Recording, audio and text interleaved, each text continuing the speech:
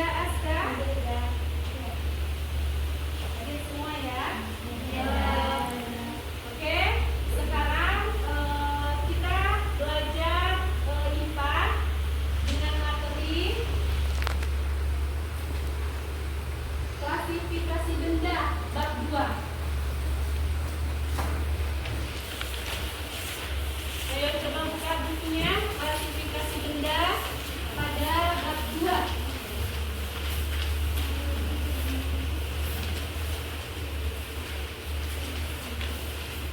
Sudah ya? Sudah? Oke. Nah, pada bab ini tujuan pembelajarannya adalah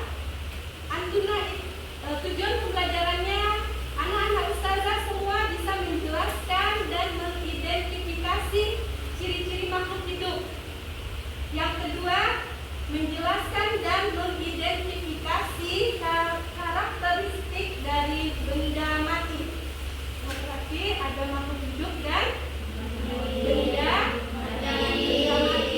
Oke, pada poin A-nya makhluk hidup dan benda mati. Anda lihat semua yang ustazah siapkan. Lihat. Nampak yang di belakang? Nah, ini apa? Ini bunga. Batu merupakan benda mati. Benda hidup. Benda hidup, ya. Atau sering disebut dengan makhluk hidup. Dia makhluk, ya. Sama ya, sama kita juga makhluk. Nah, ini juga makhluk. Nah, ini benda karena dia mati, ya. Oke. Nah, dari yang Antuna lihat, kalau selama ini, kalau kita baca buku kita tidak melihat. Nah, secara kasat mata yang selama ini kita tahu, gitu ya. Nah, sekarang kita lihat di depan mata kita. Ini benda mati, ini makhluk hidup. Apakah perbedaannya? Apa perbedaannya? Apa Amira? Terus? Kalau perbedaan berarti kan dua dong. Kalau benda mati tidak. Nah, terus apa lagi? Benda matinya harus dipegang. Sebentar dengar. Benda mati tidak bisa bergerak. Oke, benda mati dia tidak bisa bergerak, sedangkan makhluk hidup dia bergerak. Nah, selanjutnya apa lagi? Ya, Viola? Benda mati tidak bisa bertumbuh, makhluk hidup bisa bertumbuh. Oke. Ya, contohnya seperti apa? Bisa dijelaskan tumbuhnya itu seperti apa? Atau Viola dulu? Ukurannya bertambah bulan-bulan dan benda mati ukurannya besar. Oke. Selanjutnya seperti kembang biak dari tumbuh. Oh ya, nanti mau membantu menjelaskan yang tadi. Oke. Baik, Ustazah jelaskan ya. Ciri-cirinya ini makhluk hidup atau kita sebut dengan tumbuhan. Ya. Nah, dia dapat bergerak, tapi bukan berarti dia berjalan. Maksud dari dia bergerak ini adalah dia tumbuh. Tumbuh berarti dia dari kecil, dari tunasnya dia mulai membesar. Berarti dia tumbuh, lalu dia berkembang, ya, tumbuh dan berkembang.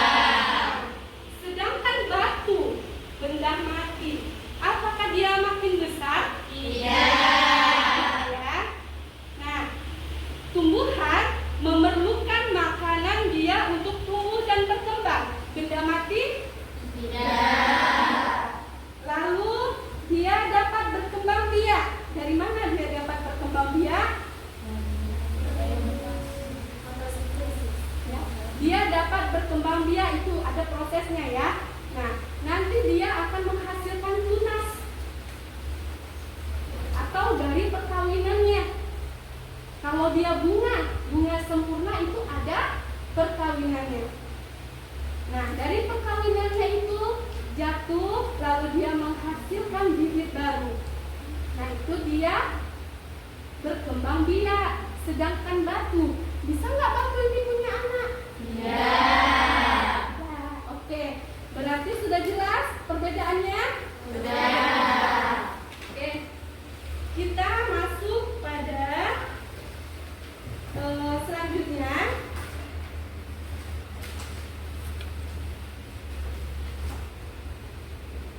Ciri-ciri makhluk hidup. Yang B, ciri-ciri makhluk hidup.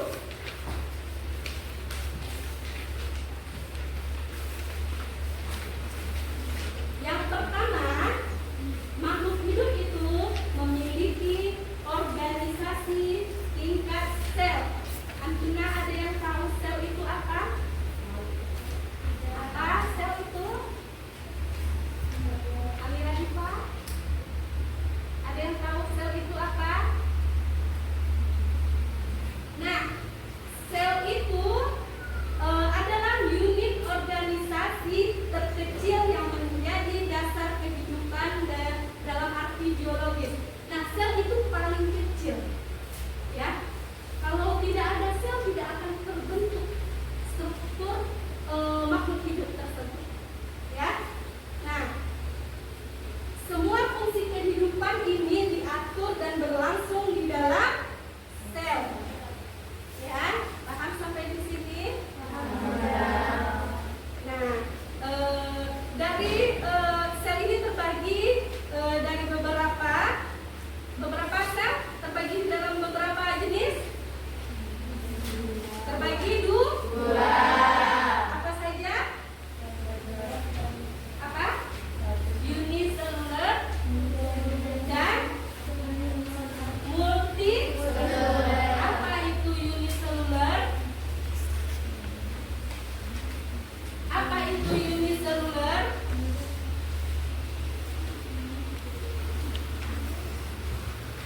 Tidak tahu?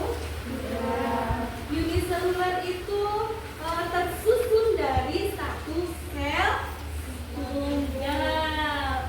Kalau multi, ya, Nurida, coba. Ya, terdiri dari beberapa atau banyak sel. Contoh dari uniselular: bakteri, fungi atau protozoa. Nah, itu kan yang tunggal, ya. Nah, ciri dari multi apa? Seperti tanaman mangga, tanaman mawar. Kalau pada hewan itu pada lalat, pada kucing, ya. Nah, itu ciri yang pertama. Ciri yang kedua, membutuhkan makanan. Antuna butuh makan tidak? Butuh. Untuk apa? Untuk bertahan hidup. Bertahan hidup. Nah, kalau kita tidak makan apa akibatnya? Mati. Oke, banyak kan akibatnya? Nah, begitu juga tumbuhan.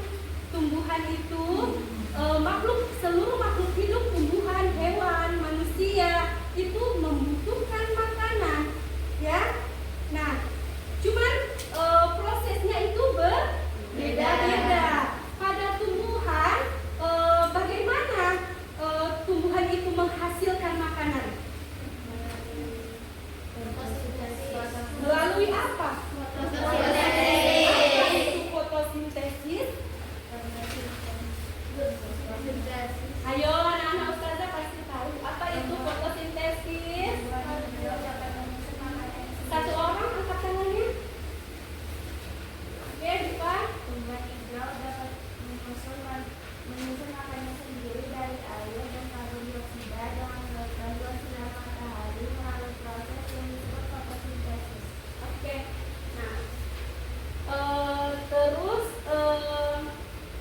yang dihasilkan apa? Ya kan? Apa? Hasil fotosintesis berupa zat tepung atau karbohidrat. Oke, ustazah lengkapi ya. Fotosintesis adalah proses alamiah yang terjadi pada tumbuhan yang mengandung zat hijau daun yang disebut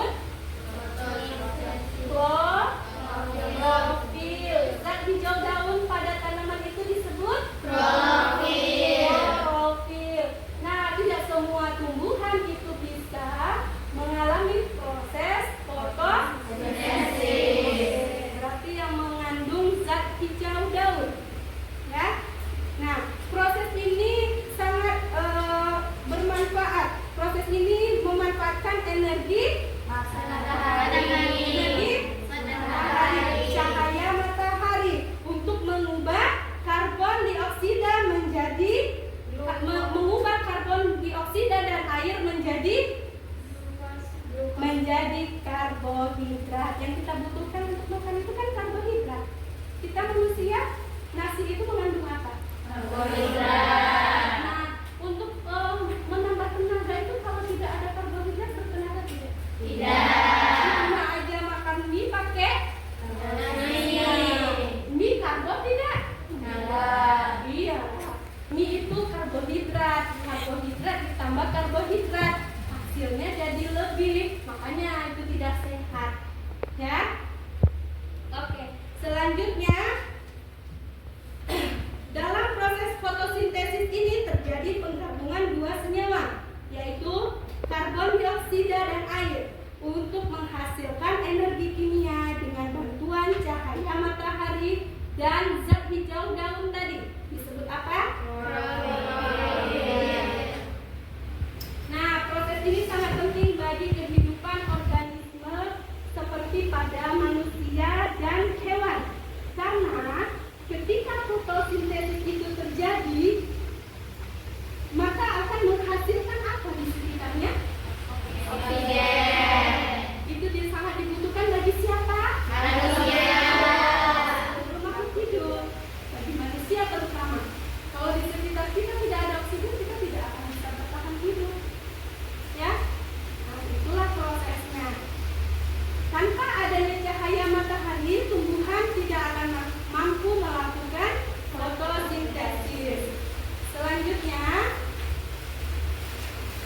bernafas.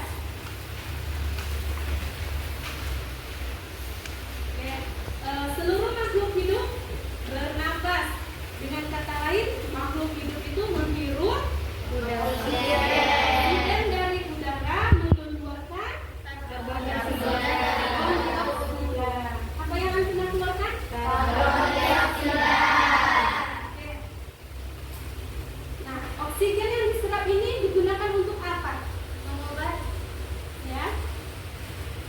zat makanan menjadi energi secara kimiawi. Oke. Ada lagi? Simpel saja. Coba. Yang dikatakan sama Amira tadi benar. Ada lagi jawaban yang lain? Mungkin ini karena buku kita berbeda ya, tapi sebenarnya sama. Yang seperti juga kelas 7. Nah, yang jawaban lebih simpel. Di oksigen yang diserap ini digunakan untuk memproduksi energi dari makanan yang telah kita konsumsi. Nah, dengan oksigen ini kita bisa memproduksi energi dari makanan yang kita konsumsi. Ngerti? Paham nggak? Kalau kita makan, kita memproduksi energi kan, jadi bertambah kuat kan? Yang tadinya kita sakit perut, tadinya kita lemas, tidak bertenaga. Ketika kita isi perut kita dengan makanan, lalu kita bisa berdiri. Itu yang simpelnya. Kita bisa berdiri, kita kuat, kita mau mandi. Itu tandanya kita sudah memiliki energi dari hasil yang kita makan. Dari hasil yang kita makan. Nah, ini juga digunakan untuk melakukan aktivitas sehari-hari. Ya. Oke, selanjutnya itu pertumbuhan. Pertumbuhan berarti makhluk hidup itu tumbuh dan berkembang. Seperti manusia. Tentu kita setelah dilahirkan nggak mungkin kita tetap berada di fase bayi. Pasti kita nanti dari bayi 6 bulan, balita,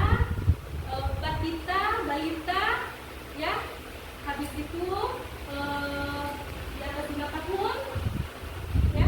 Nah, pasti itu adalah kurva pertumbuhan namanya. Dia tumbuh dan berkembang. Ada yang hanya tumbuh tapi dia tidak berkembang. Ada yang dia berkembang tapi tidak tumbuh. Tetap itu dia pertumbuhan.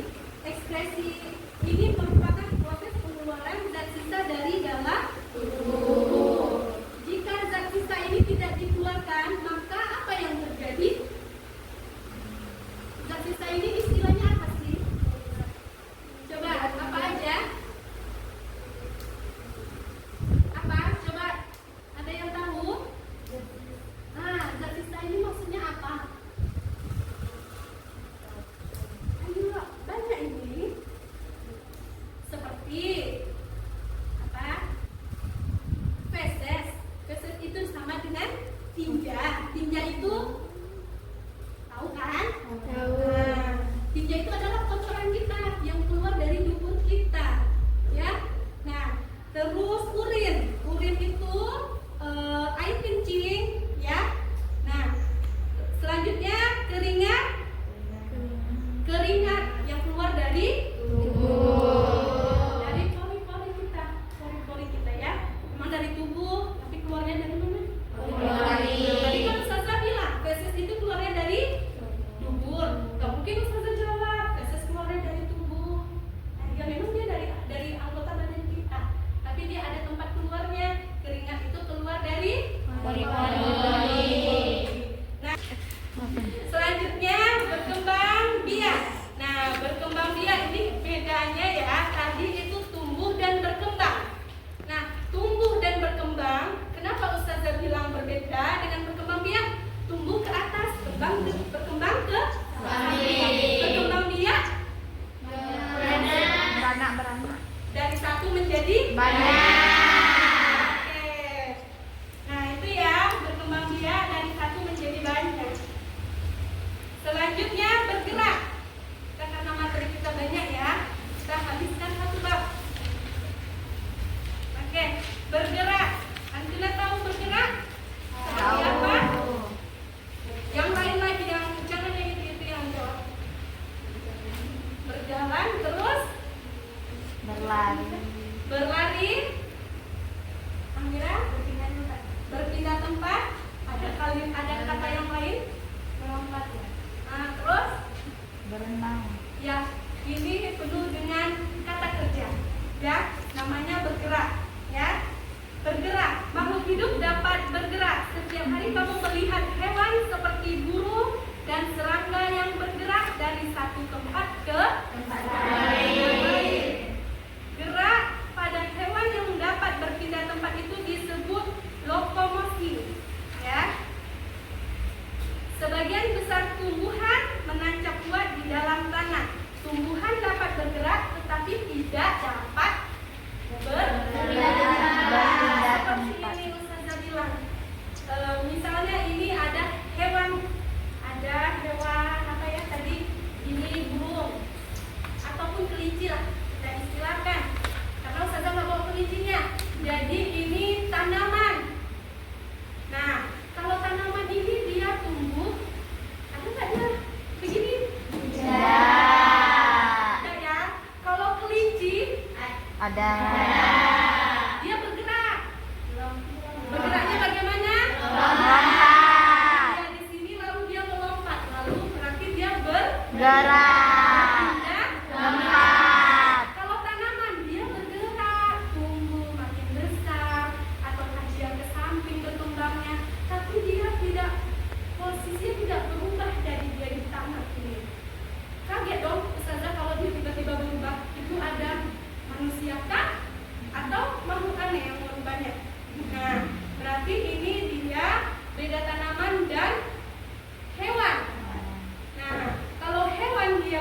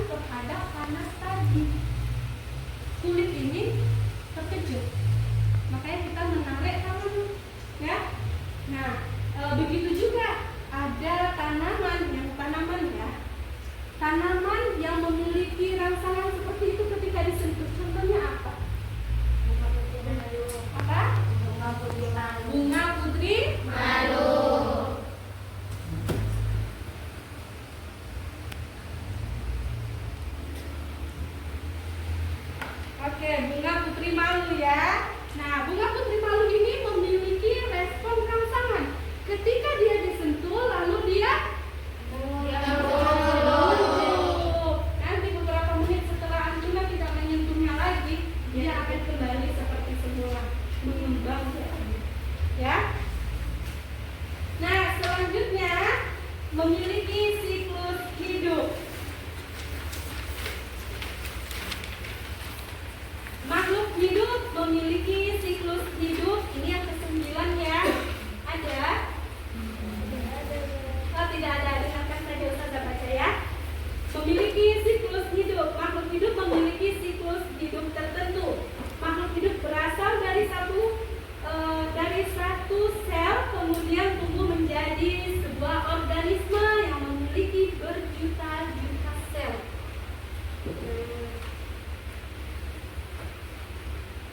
Yang memiliki, berarti organisme itu terdiri dari berjuta-juta sel. Berarti kalau sel dia hanya satu ya.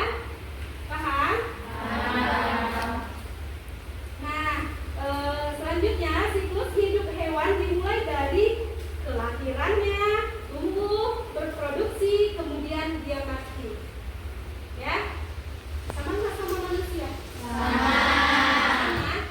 Dari kita lahir, lalu kita tumbuh, lalu kita berproduksi. Maksud dari berproduksi ya, dari kita lahir, kita tumbuh menjadi besar, lalu kita tumbuh menjadi remaja, lalu menjadi dewasa, lalu kita mencari pasangan hidup, dan kita memiliki keturunan, kemudian kita memikirkan mati. Berarti harus mempersiapkan diri. Oke. Pada tumbuhan, siklus hidup dimulai dari apa? Dari biji atau spora.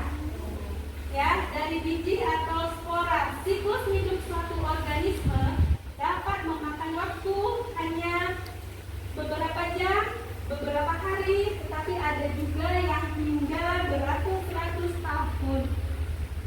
Periode satu makhluk hidup dapat melengkapi siklus hidupnya disebut sebagai rentang kehidupan atau umur. Ya. Pada bakteri, waktu hidupnya sangat singkat. Ya. Sini Ustazah bacakan. Ada tabel nggak di bukunya? Tentang kehidupan beberapa organisme. Ada nggak? Nggak ada? Oke. Kalau Ustazah bacakan ya, kebetulan kita bawa slide.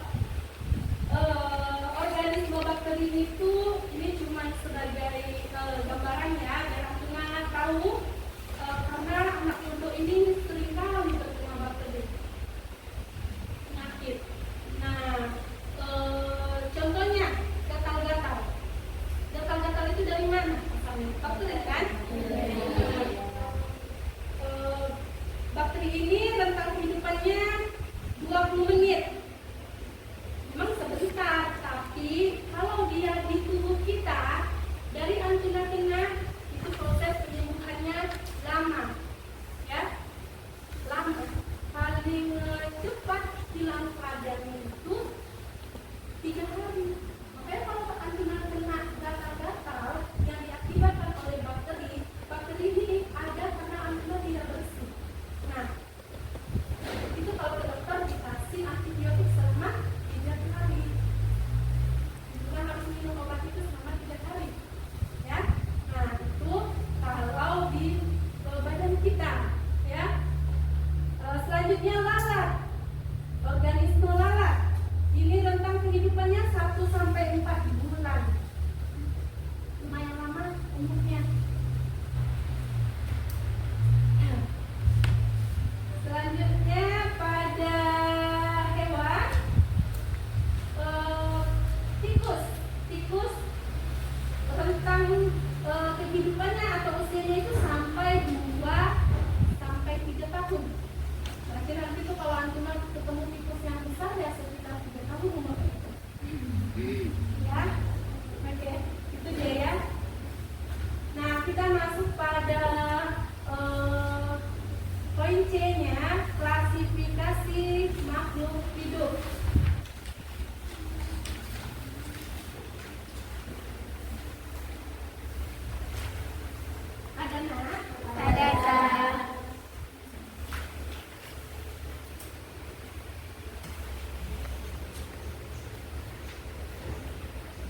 belajar di sini nanti ya.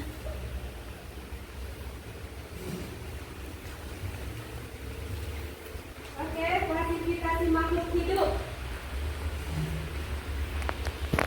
Ada yang bisa menjelaskan ke Ustazah bagaimana klasifikasi makhluk hidup ini?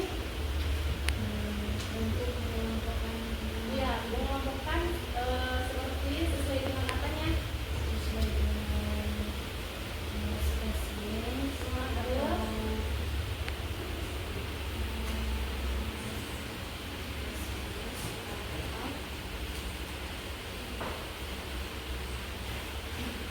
Lagi, kita baca buku. Bila apa? Spesies atau jenis? Apa? Spesies atau jenis? Spesies atau jenis? Oke. Ada yang dapat? Nah, klasifikasi proses pengelompokan organisme berdasarkan perbedaan dan persamaannya. Perbedaan dan persamaannya, inilah yang disebut dengan klasifikasi. Ya, kita mengelompokkan organisme yang sama